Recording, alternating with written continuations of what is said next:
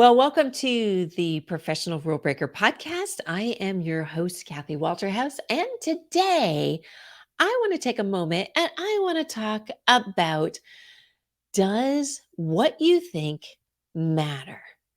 So, the reason I'm bringing this up is I got a text message from somebody yesterday and she's like, oh my gosh, I don't know what I'm doing. I don't know how to sell. This is just crazy. What am I doing? So, I was like, okay. This is all about beliefs and mindset, and it is destructive if it's the wrong belief system and the wrong mindset in sales. So, I want to talk about that today. So, first off, let me just say, what's a belief? So, and according to Webster's dictionary, a belief is an acceptance of a statement that is true that something exists. For me, what I think a belief is, it's a thought that you think is true, it's real. And every belief has consequences, whether it's good or it's bad. And it determines how we feel, it determines how we think, which leads to action, the inaction that we take or the action that we take, which in turn leads to the results that you get.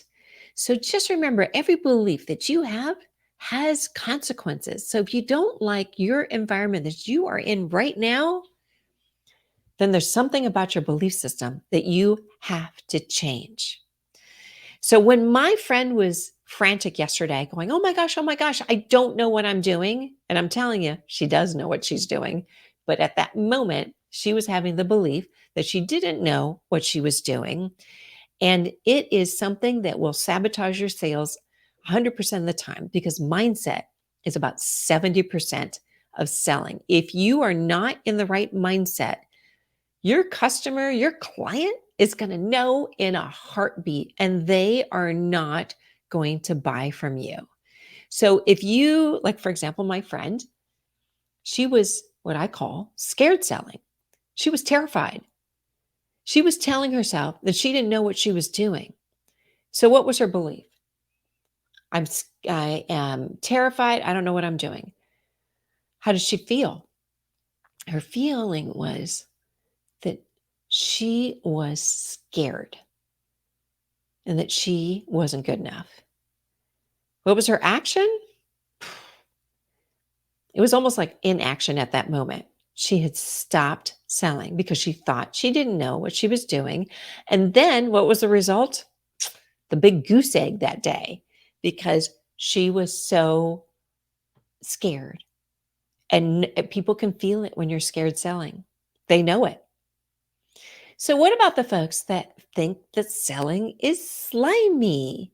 That's a very, very common perception of selling. So, if you think that selling is slimy and it's something that you have to do, let's look at it. Your belief is selling is slimy. So, what do you feel? You feel icky. You feel like it's something you don't want to do. What's your action? It's usually it's usually not taking action, it's inaction, because you don't want people to think that you're slimy. But if you do, there's just that coding of you're doing something that's not quite right. And then what's the result? Results are pretty bad typically. So it's not where you want to be. Now, what I teach people is to have selling be noble selling. So selling is something of value. Selling is service. You are helping someone achieve a dream. You are helping someone achieve an outcome. You are helping someone get rid of a problem that they have. So let's take a look at that. If you think about noble selling and that's how you feel, or that's your belief that selling is noble, then you're going to feel like this is a really good thing that I'm doing. And then your action's going to be like, yeah, I want to do this. I can't wait to do this. And then your result is going to be great, because your client are they're going to know that you are there to serve them, that you are there to understand who they are and what their wants are, what their needs are, and how you are going to help them with the outcome that they desire. So think about that. So the beliefs that you have, whether it's you don't know what you're doing, you're scared selling, or that selling is slimy, or even the noble selling, you have to think back. Where does that come from? So, if it's scared selling, was there a time in your life that you felt that you couldn't do something? That maybe somebody says, you'll never be able to do that. Maybe when you were starting your business, somebody said to you, oh, that's great, but you're never going to be able to sell that. That you're not going to be able to make a living doing that. That could be a source of where that came from. There could be a lot of other sources for that too. Maybe it's something that a peer said to you, maybe something a parent even said to you, a teacher, maybe something in the media, something that you saw online that selling is scary. All right. What about slimy selling? Same type of thing, right? Where it is, you think about the used car salesman. I mean, that's a great example, like for me. I remember that I was pretty young. I wanted to buy a car. I knew exactly what car I wanted. I went into the car dealership, and what happened? I got a salesperson that wasn't listening to me, didn't care anything about me. It was almost like I was non existent. He was spewing a bunch of stuff. Then he tried to hard sell me, he tried to put the hammer down on me. And I was like, that was so slimy. That salesperson was slimy. And then it put into my mind, selling is slimy. So I identified that was slimy. Then you have to change that. You have to change your thought pattern about that.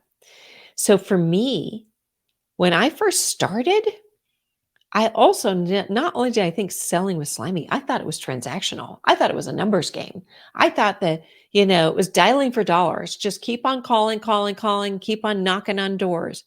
One thing that happens when you do that, you get burned out really easily. And then I discovered that selling, when you sit down and you talk with somebody and you have no expectations of closing the sale and you dig really deep into what they tell you they want and what they tell you that they need. And I can go into that in another podcast because that's a whole nother section. I call it the iceberg theory. But once I got to that point and I realized how much I could help them, and I realized that if they took my solution, they would have an amazing outcome. Their problem would be solved and their revenue would be of their dreams. When I changed my thinking and my methodology, everything changed. My income changed. Everything about it changed. I had fun selling. And what I did was I changed from thinking sales was slimy to sales is noble.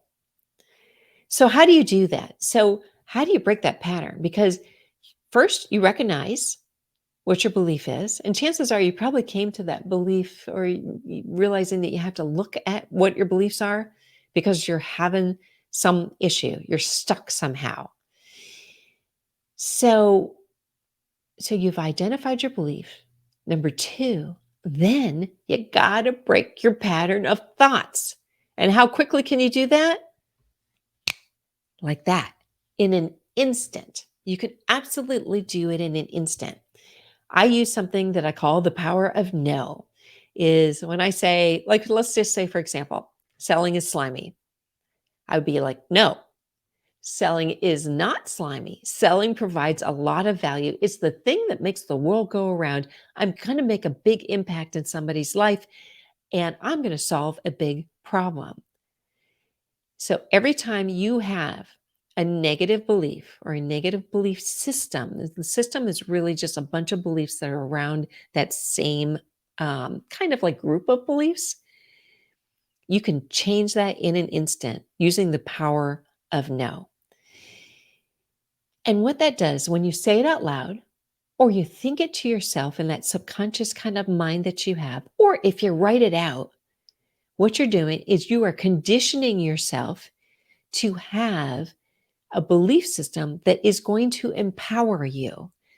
It's going to have, you're going to catch yourself. And when you say something to yourself, you'll be able to quickly change it by using the power of no into something that is going to move you to the next level. And then one of the best things that you can do is surround yourself with people that are functioning with that same belief systems. I mean, go out there, find some people that are killing it, whether they're a mentor to you, whether you're in a mastermind, in their mastermind, or it's just a group of folks that you meet with. Because as Jim Rohn said many, many years ago, that you are the adage of the 5 people that you hang out the most with. So think about that. So it's your environment that you're surrounding yourself with that also affects your belief systems. But again, just remember, identify your belief, know where it came from. Number 3, change it in an instant. Use those 3 steps, use the power of no, and it'll help you move to the next level. So I'd love to hear any comments that you have over this podcast. And if you like what you heard, please give me a 5-star review. And just know that I read every single one of the reviews and every single comment. It all comes to me, and I love hearing from you. So until next time, go out there and be relentless and think about your belief systems and go and crush it in sales.